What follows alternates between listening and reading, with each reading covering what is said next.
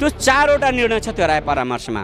त्यो निर्णय नम्बर 1 र निर्णय नम्बर 2 मा के छ भन्दाखेरि यही प्रतिबन्धात्मक वाक्यांशलाई टेकेर कि यो ऐनमा यो लेखिसक्यो कि तपाईहरुको यो 2081 मा स्थानीय ऐन जुन जारी भएको छ त्यो ऐनबाट पहिला बढुवा हुनुहोस्, त्यसपछि बल्ल स्तर वृद्धि हुनुहुनेछ भन्ने कुरा लेखिएको छ। त्यो कुरालाई चाहिँ टेकेर लोकसेवा आयोगले परामर्श जारी गरिदिनु भयो सबै मध्य प्रदेशको स्थानीय तहलाई।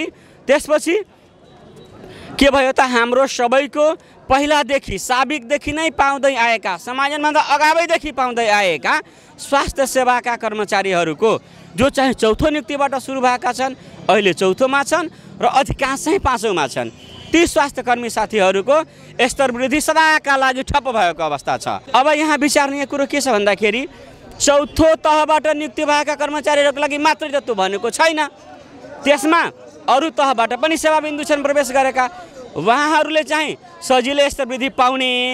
तर हामी चौथो तहबाट नियुक्ति भएका स्वास्थ्य सेवाका कर्मचारीहरूलाई स्तर वृद्धि थप हुने भन्ने कुरा यो चाहिँ गरिदिएपछि हामीलाई चाहिँ अति गाह्रो भएको अवस्था छ, हाम्रो स्तर वृद्धि चाहिँ रोकिएको अवस्था छ।